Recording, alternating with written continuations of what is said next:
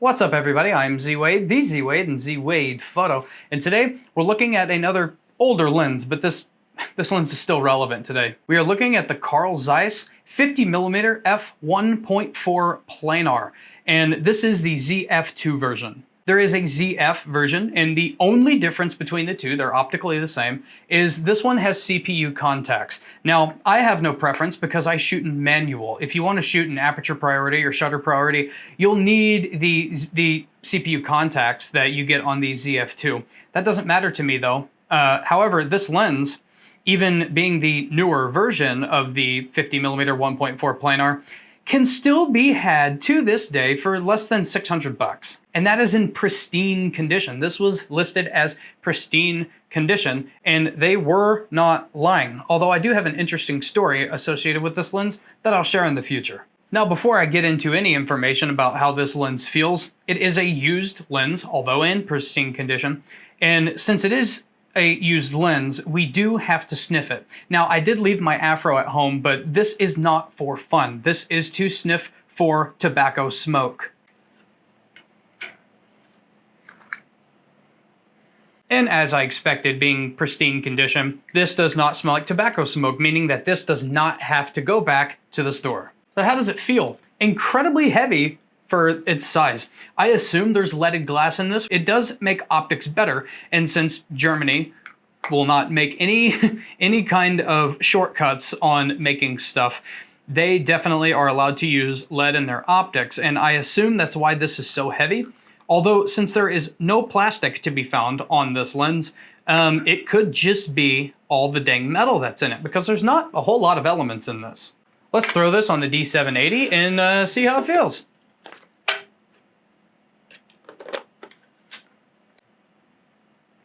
It's just a little bit back heavy on the D780. DSLRs are much chunkier than modern mirrorless cameras, but holding it in your hand, it's nice. The focus ring is really close. You can actually easily grab your fingers here for a nice sturdy, lacking in image stabilization kind of grip to keep it really stable. And you know, it feels pretty good on the front of it. No problems at all. I will say I have shot this adapted to the Z6 II, which is filming me right now, so I can't demonstrate. And even adapted, it feels pretty good because it's not that long. It is a heavy lens, but unlike the 35mm Distagon, which is much longer and also really heavy, it's a little front heavy adapted. This, not so much. This actually feels pretty comfortable on the Z6 II. This does have some historical significance because at the time that this would have been released, there would be no better 50mm lens for f-mount and probably also for Canon.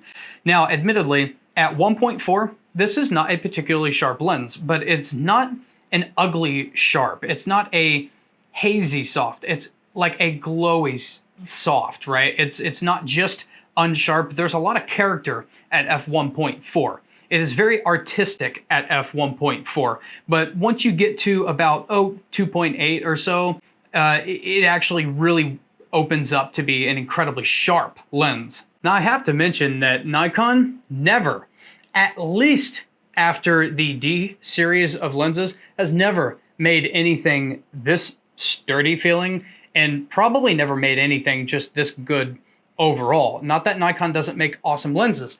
They definitely have some stinkers, everybody does, even Zeiss, but they just don't have a reputation of building anything this insanely like high quality feeling. You can challenge me on that if you want, but I've run through Nikon lenses like crazy. I've played with all kinds of stuff, and you know, these Carl Zeiss lenses, they cost what they cost for a reason, and that's because there's just no compromises on build quality. Nikon has to make things that people can afford. Carl Zeiss is not restricted by that. They can make things that really professionals or extremely wealthy enthusiasts can afford. Now let's check out some pictures that I've already taken with the Zeiss 50mm f1.4 Planar.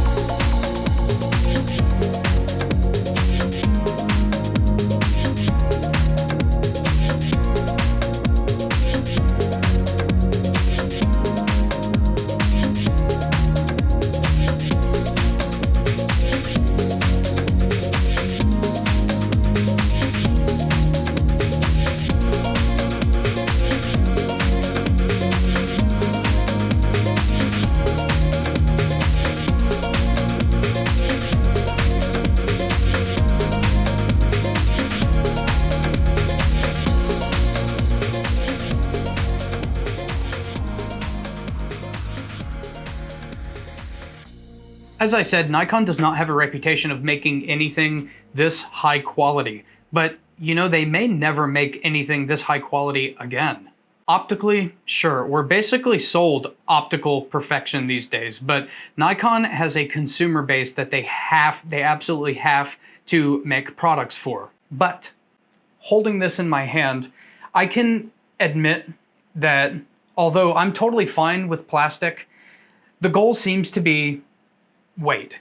And this in my hands makes me realize that Nikon and Canon and probably Sony and anybody else, they probably won't make lenses that will outlive you and your children's children's children if well taken care of. I think those days are probably gone because Nikon has to make what people want. And unfortunately, Nikon's consumer base is aging. And so they need lightweight products for these elderly people whose strength is gone and they're future consumers of this new generation where, you know, strength just hasn't and won't develop. And so I had to make that little joke, but that's how I feel about the weight argument at the cost of a, you know, lesser construction. I would take this all day, but you know, these days are gone, but that's why I like to collect these kinds of things. When all else fails, these Zeiss lenses that I have, they're gonna keep on going. Today's move is optical perfection at the cost of character and the cost of construction. While at the same time, some of these older Zeiss lenses, they are optical perfection and they're also really well made.